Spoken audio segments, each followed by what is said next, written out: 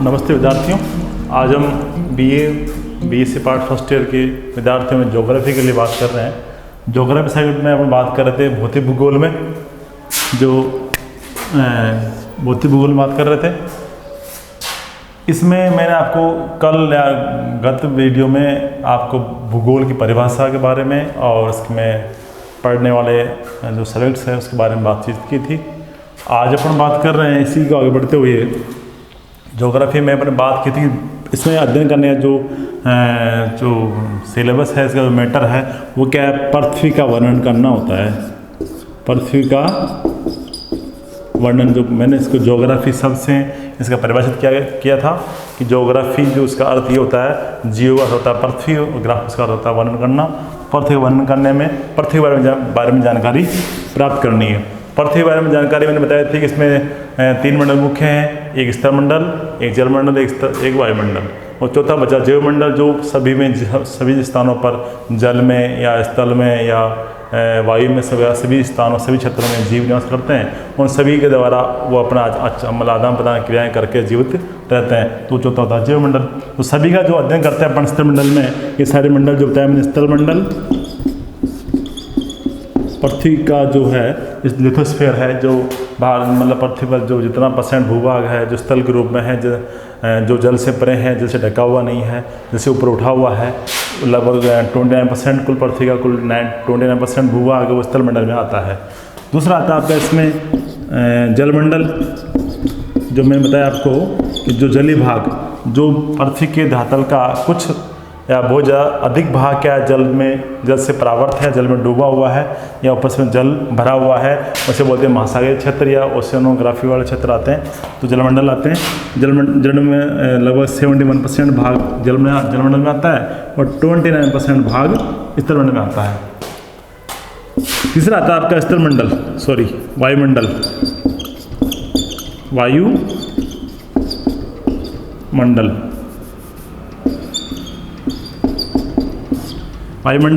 वायुमंडल पृथ्वी के चारों ओर फैला हुआ वायु का आवरण है, जिसमें सेवा की गैसें हैं, धूलकण है, जलवाष्प पाई जाती है, जिसमें अन्योन्य क्रियाएं, प्राकृतिक क्रियाएं, तापिक क्रियाएं, जलवाष्प की क्रियाएं, वर्षण की क्रियाएं, सारी प्रक्रियाएं घटित होती है जिससे स्थल और जल दोनों प्रभावित होते हैं। तो वायुमंडल, स्थलमंडल, जलमंडल, वायुमंडल, 3 दो आगे भौतिक प्रकार से इसका विघटन हो गया। चौथा आता है इसका जैवमंडल। क्या आता है? जैवमंडल। इन सब का अपन अध्ययन करेंगे ज्योग्राफी में, चारों चीज़ों का। स्थल में आ गया आपका बताया मैंने, स्थलमंडल में जो भी उच्चावचीय है या भूआकृतियाँ हैं, जो भी धरातल पर बनी हुई भूआकृतियाँ होता है, पर्वत है, पठारी भाग है, मैदानी भाग है, उनकी संरचना कैसी है, निर्माण कैसे हुआ, पतन कैसा हुआ, ये सारी बातें स्थलमंडल में करते हैं। नदी है, प्रपात है, जलप्रपात है, घाटियाँ हैं, उनके निर्माण की प्रक्रिया है, उनकी अवस्थाएँ के बारे में जानकारी प्राप्त करते हैं। जलमंडल में बात करते हैं जलीय क्षेत्र की बात, कौन से क्षेत्र में जल, कौन से महासागर है, कहाँ महासागर का गतियाँ कैसी है, पानी में लवणता की बात कर सकते हैं, तापमान की बात कर सकते हैं, उसमें जो जलीय भूआकृतियाँ हैं उसके बारे में बात कर सकते हैं, और उसमें जलीय सागरों में पाए जाने वाले निक्षेप के बारे में बात कर सकते हैं, जलीय जो जंतुओं के बारे में बात कर सकते हैं, सागरीय वनस्पति के बारे में बात करते हैं, सारे संसाधनों के बारे में बात करते हैं, सारे किसमें आते हैं? जलमंडल में। वायुमंडल में बात करें, वायुमंडल में उन्हीं तत्वों की बात करते हैं जो वायु से संबंधित हो। वायुमंडलीय क्षेत्रों में जो पृथ्वी जो चारों फैला वायु का आवरण है, उसमें पाए जाने वाली जो भी गैसें हैं उनका क्या प्रभाव पड़ता है, धातु पर क्या प्रभाव पड़ता है, वायुदाब का क्या प्रभाव है, पवनों का क्या प्रभाव है, ये आपका चक्रवात है या मौसम संबंधित जो जानकारियाँ, सारी जो चीज़ें होती है वायुमंडलीय, जो भौतिक, जो भी प्राकृतिक या जो भी मतलब वायुमंडलीय दशाएँ होती है, मौसमी घटनाएँ होती है, वो सब वायुमंडलीय या आपका ये इसके बारे में बातचीत करते हैं अपन। एक आता है जैवमंडल, इसमें आता है जीव जंतु, मानव आ गया, पशु पक्षी आ गए, जीव जंतु आ गए, पेड़ पौधे आ गए, वनस्पति सब के बारे में इसमें बात करते हैं। तो चारों इस बारे में बात करते हैं। इससे पहले अपन बात करने पहले पृथ्वी के बारे में जानकारी प्राप्त करते हैं कि पृथ्वी का आकार क्या है, प्रकृति कैसी है, बनावट कैसी है, संरचना कैसी, उत्पत्ति कैसे हुई, इस बारे में पृथ्वी का कैसे उसकी गति क्या है, पृथ्वी के मूवमेंट्स क्या है, उस बारे में बात करते हैं। तो पृथ्वी की बात करते हैं, उससे पहले अपन बात करते हैं अर्थ के बारे में कि अर्थ पृथ्वी है क्या। पृथ्वी एक गोलाकार या लवक्स आकृति का एक पिंड है, एक जियोड आकृति में, जियोड आकृति में। इसे आकृति लवधक्स है, मतलब जियोड आकृति में, एकदम गोलाकार ना होकर उसके ऊपरी भाग थोड़ा सा दबा हुआ है और मध्य वाला भाग फैला हुआ है। मतलब पृथ्वी आकृति एकदम गोलाकार ना होकर थोड़ा ऊपरी भाग ये थोड़ा दसा हुआ है। इसकी लेंथ कम है, इसकी लेंथ ज़्यादा है। इसके 12,700 और 14, एक मिनट, 6,372 इंटू 2, 4, 14, 1, 714, सही है। हाँ, तो ये तो आता है इसका, मतलब इसकी जो पूर्व पश्चिम है, ये दूरी जो इक्वेटल दूरी है वो 12,714 किलोमीटर है। 6,372, तो इसका 14, 14 और 1, 15, 1,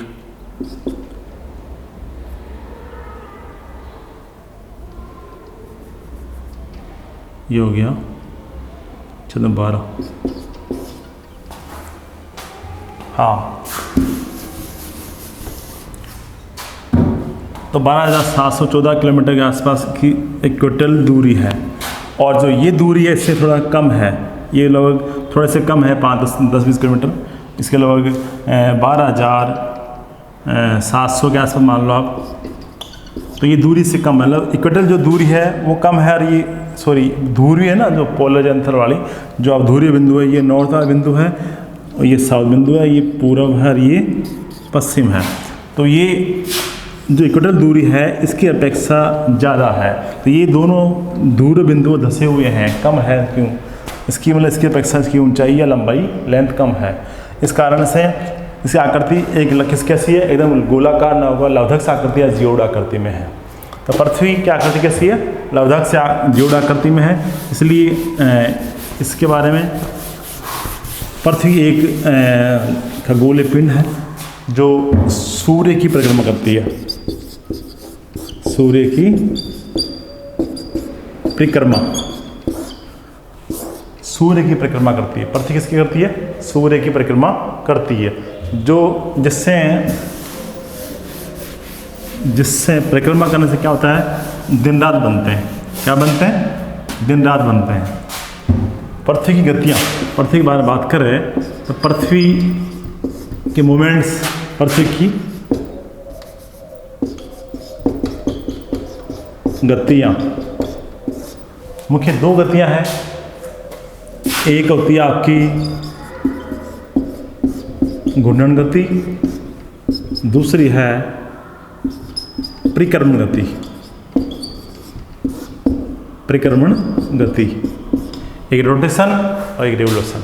2 मूवमेंट है, 2 गतियां हैं, एक रोटेशन और एक रिवोल्यूशन।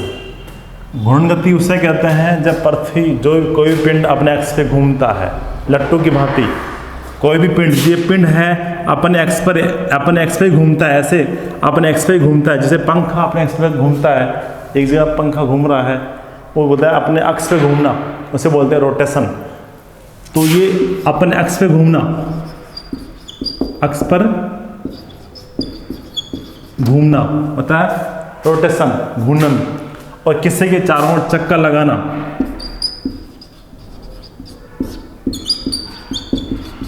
चक्कर लगाना होता है परिक्रमण, परिक्रमा करना। तो पृथ्वी की दो मुख्य मोमेंट, 2 गतियां हैं, एक घूर्णन गति और एक परिक्रमण गति। घूर्णन गति के द्वारा, घूर्णन गति के द्वारा पृथ्वी में दिन बनते हैं। क्या बनते हैं? दिन और रात बनते हैं। जब पृथ्वी अपन एक्स पे घूमती है तो इससे क्या परिवर्तन होता है? दिन रात की उत्पत्ति होती है। दिन रात की उत्पत्ति कैसा होता है कि जब एक मिनट, पृथ्वी अपने एक्स पे घूमती है, लेकिन कितने समय घूमती है वो बात करनी पहले। पृथ्वी अपने एक्स पे लगभग 24 घंटे में, लगभग 24 घंटे में अपने अक्ष पर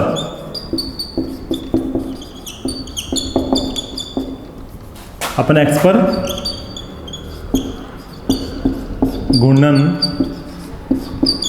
करती है। कितने घंटे पर?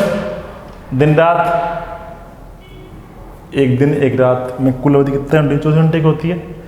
तो 24 घंटे में, यानी लगभग 24 घंटे, या एग्जैक्टली देखा जाए तो 23 घंटे 56 मिनट और 52 सेकंड में पृथ्वी अपने अक्ष पर एक चक्कर पूरा करती है। ये इसका पूर्ण मतलब निश्चित अवधि है, जितने समय में पृथ्वी अपने अक्ष पे एक चक्कर पूरा करती है। अपने अक्ष पर एक चक्कर पूरा कितने समय में करती है? 23 घंटे 56 मिनट 52 सेकंड में करती है। और पृथ्वी किसी के चारों चक्कर लगाती है, किसी पिंड के चारों चक्कर लगाती है, किसी का चारों चक्कर, उसको बोलते हैं परिक्रमण गति। तो परिक्रमण गति कितने समय करती है? 365 दिन में।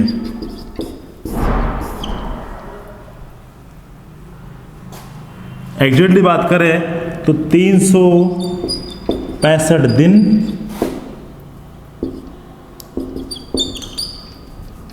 5 घंटे 46 मिनट और लगभग कुछ सेकेंड। इतने समय में पृथ्वी किसी पिंड के या सूर्य के चारों ओर चक्कर लगाती है, जिसे बोलते हैं परिक्रमण गति। तो पृथ्वी 2 गतियाँ मुख्य होती है, घूर्णन गति और परिक्रमण गति। परिक्रमण गति का जो काल है वो है 365 दिन का, यानी 365 दिन 1/4 दिन। शॉर्ट में बोल सकते हैं अपन 365 से 1/4, 365 सही 1/4 दिन, यानी ये दिन का चौथा हिस्सा है। 5 से 46 मिनट में, यानी 6.25 घंटे हो गए लगभग। तो 6.25 घंटे कितने समय होगा? लगभग एक 24 घंटे में दिन रात होता है। एक 24 घंटे का जो 5 घंटे 46 मिनट कितने समय लगभग चौथा हिस्सा हो गया। तो चौथा हिस्सा क्या कहलाएगा? 365 से 1/4 दिन में पृथ्वी सूर्य की परिक्रमा करती है, जिससे क्या बनती है? ऋतुएं बनती है। क्या बनती है? ऋतुओं की उत्पत्ति होती है। पृथ्वी सूर्य की परिक्रमा करने से ऋतुएं बनती है, और पृथ्वी अपने एक्स पर घूमती है तो उससे दिन रात बनते हैं। दिन रात बनने की बात करें, दिन रात बनने में कैसे बनते हैं वो इस बात से,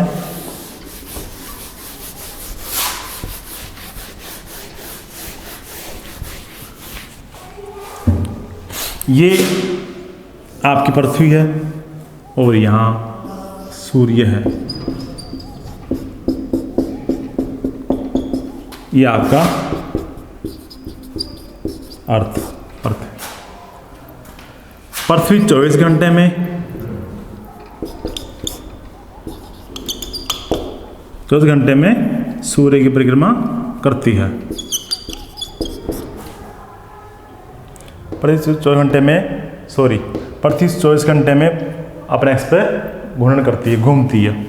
तो इस समय क्या, जो भाग सूर्य के समक्ष या सामने रहेगा वहाँ पर क्या होगा? दिन होगा। क्या होगा? दिन होगा। जो भाग सूर्य के समक्ष या सामने होगा, पृथ्वी का जितना भाग है, नहीं पृथ्वी का जितना आधा भाग है, 49%, 50%, किसी कुछ भाग कुछ कम, 49% भाग जो भाग सामने रहेगा, समक्ष रहेगा, सूर्य का प्रकाश उस पर पड़ेगा, तो वहाँ क्या रहेगा?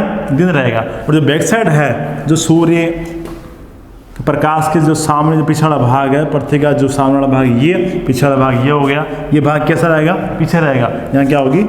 रात होगी। तो जो भाग सामने रहेगा वहाँ दिन होगा और जो भाग पीछे रहेगा वहाँ पर रात होगी। इससे दिनांक बनती पड़ती है, अपने एक्स पे घूमती रहती है, अपने एक्स पे घूमती रहती है। जैसे जो भाग सामने आता जाएगा और वहाँ पर दिन होता जाएगा, जो पीछे घूम पीछे जा रहा है वहाँ जो पीछे जा रहा है वो रात होती जाएगी, और जो आगे बढ़ रहा है सामने आ रहा है दिन होता जाएगा। इस प्रकार दिन मतलब सुबह जैसे अपना आगे बढ़ते हैं, जैसे जैसे पृथ्वी घूमती है ऐसे आगे वाले जो क्षेत्र पश्चिम के जो क्षेत्र बढ़ते हैं। जैसे ये भाग पूर्व है और ये पश्चिम है, तो ये भाग पहले यहाँ पे दिन होगा, फिर उसके बाद यहाँ होगा, फिर यहाँ होगा, फिर यहाँ, ऐसे पृथ्वी घूमती जाएगी। पीछे वाला भाग वापस अंधेरा होता रहेगा, वहाँ रात होना शुरू हो जाएगी। और जो भाग जहाँ पर सूर्य उदय होता जाएगा वहाँ पर दिन की अवधि बढ़ती जाएगी और दिन उदय हो जाएगा, मतलब दिन बनना शुरू हो जाएगा। इस प्रकार जो भाग समक्ष सामने रहेगा वहाँ दिन बनता है, जो पीछे आता है वहाँ पर रात बनती है। तो ये तो 24 घंटे में दिनांक बनने की अवधि में कि सूर्य के भाग जो पृथ्वी का भाग है जो हिस्सा सामने रहेगा वहाँ पर दिन रहेगा, जो भाग पीछे रहेगा समक्ष नहीं रहेगा, पीछे रहेगा वहाँ अंधेरा रहेगा, वहाँ रात हो जाएगी। एक तो ये। दूसरा कारण है परिक्रमण ऋतु कैसे बनती है? जब पृथ्वी सूर्य की परिक्रमा करती है तो उसमें पृथ्वी अपने अक्ष पे झुकी हुई है। क्या? पृथ्वी एक पर अपने अक्ष पे झुकाव है। अक्ष मानी कोण, जैसे पृथ्वी है ये, अब इसका सेंटर पॉइंट ये आता है, पूर्व पश्चिम ये हो गया अर्थ पूर्व, ये पश्चिम, ये उत्तर और ये दक्षिण। अब इसका सेंटर पॉइंट ये हो गया इक्वेटर लाइन, भूमध्य रेखा, और ये हो गया इसका मध्य वाली जो रेखा बोलते हैं या अम्बोत्तर रेखा। ये एकदम थोड़ा सा झुकी पड़ती, कैसी थोड़ा टेढ़ी है। टेढ़ी कैसे है, उसकी झुकाव कैसा है, वो इस प्रकार से है।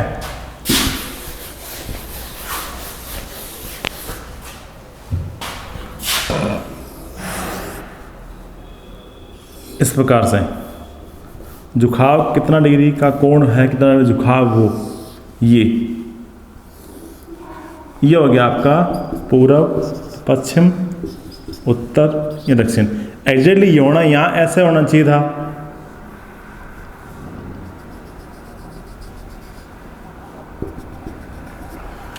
लेकिन ये यहां ना होकर सीधे ऐसे होना चाहिए, लेकिन पृथ्वी सीधी ना होकर थोड़ा टेढ़ी झुकी हुई है, ऐसे ये झुकाव है। कितना झुकाव है? 23.5 डिग्री झुकाव। अब बचा कितना कोण बचा लास्ट, यहां से लेकर यहां तक कितना कोण बना? इसका जो आधा लाइन है ये मानते हैं अपन, इस आधा लाइन पे कितना कोण बनता है, वो कोण, ये कोण कितना बनता है? 90 में से कम कर दो था 23, 90 माइनस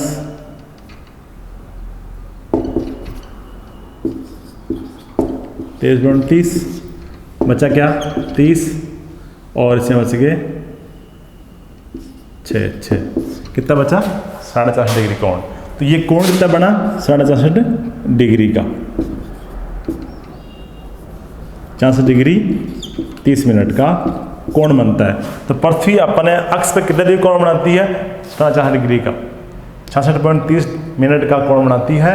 और कितने झुकी हुई है, झुकाव ये आएगा, मतलब ये सेंटर का यहाँ होना चाहिए था, धुरी बिंदु, पोलर बिंदु, आप पोलर जो है धुरी बिंदु यहाँ होना चाहिए, वो यहाँ ना अगर यहाँ है, तो ये कितना डिग्री कोण पे झुकी हुई है, वो झुकाव कितना है? 23.5 डिग्री। कितना डिग्री है?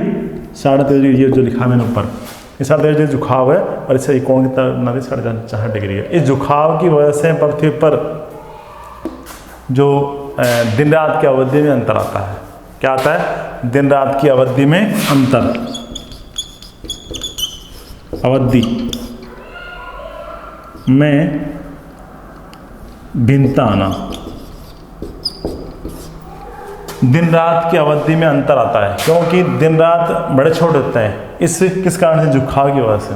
और पृथ्वी जो घूमती है, किसी पृथ्वी सूर्य का चारों चक्कर लगाती है, लगाने से क्या होता है? ऋतु बनती है। जो भाग सामने रहता है, जहाँ पर पृथ्वी का जो अक्षांशीय क्षेत्र या जिस भाग पर सूर्य की सीधी पड़ती है, वहाँ पर तापमान ऊंचा रहता है, वहाँ पर ग्रीष्म काल की स्थिति उत्पन्न हो जाती है। और जहाँ पर सूर्य की किरणें टेढ़ी पड़ती है, तापमान कम पड़ता है, और शीतकाल की ऋतु हो जाती है। और इस शीतकाल के समय की ऋतु दोनों प्रभाव से वायु में अंतर आता है, वायुदाब में अंतर आता है। वायुदाब में अंतर आया तो हवा की उत्पत्ति होगी, हवा की उत्पत्ति होगी तो हवाओं के द्वारा ठंडी या आर्द्र हवाएँ या गर्म या आर्द्र हवाएँ या शुष्क या ठंडी हवाएं चलना शुरू हो जाती है। जैसे हवाओं का प्रभाव उत्पन्न होगा तो ठंडी शुष्क हवाएं आएगी तो तापमान गिरा देगी, और उष्ण आर्द्र हवाएं आएगी तो वर्षा करा देगी। इस प्रकार हवाओं का प्रभाव उत्पन्न होने से आपकी ये जो पृथ्वी का जो वातावरण क्षेत्र है या सीजनल जो क्षेत्र है, ऋतुओं का जो क्षेत्र है, उसमें परिवर्तन आ जाता है। उसमें ऋतु में कभी गर्मी पड़ती है, कभी सर्दी पड़ती है, कभी बरसात का मौसम हो जाता है। इस प्रकार मौसम में अंतर आना या वायुदाब की भिन्नता या तापमान की भिन्नता से होता है। और शीतकाल ग्रीष्मकाल दो मोटी मुख्य ऋतुएं होती है, एक ग्रीष्मकाल एक शीतकाल। शीतकाल कब आता है? जब सूर्य के जिस क्षेत्र पे सूर्य का तापमान कम पहुंचता है, टेढ़ी किरणें पड़ती है, तापमान कम पड़ता है, तो वहाँ पर सूर्य का ताप मतलब जो सूर्य विकिरण मिलती कम पहुंचती है, उस कारण से पृथ्वी का जो धरातल कम गर्म होता है, वायुमंडल कम गर्म होता है, ठंडा रह जाता है। इस कारण तापमान कम होने के कारण शीतकाल की स्थिति उत्पन्न हो जाती है। और जहाँ पर सूर्य की किरणें तेज पड़ती है, सीधी पड़ती है, लंबवत पड़ती है, वहाँ पर तापमान बढ़ जाता है, और तापमान बढ़ जाता है तो वहाँ पर ग्रीष्मकाल की स्थिति उत्पन्न हो जाती है। इस कारण ये ऋतु बनती किससे बनती है? परिक्रमण गति से। और तीन बताया मैंने, एक घूर्णन गति, एक परिक्रमण गति, और एक होती है आपकी एक पृथ्वी का अपने अक्ष पे, पृथ्वी का अपने अक्ष पर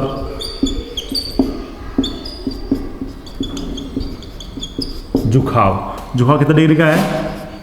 23 डिग्री 30 मिनट, यानी कि 23.5 डिग्री का झुकाव है।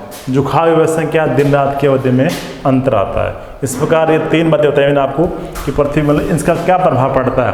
घूर्णन गति से क्या होता है, परिक्रमण से क्या होता है, और झुकाव से क्या होता है। तीनों के प्रभाव से पृथ्वी पर पूरी जो मूवमेंट है, पृथ्वी का जो धरातल है, उसकी जो वायुमंडलीय क्रियाएँ हैं, उसमें सब में अंतर आ जाता है।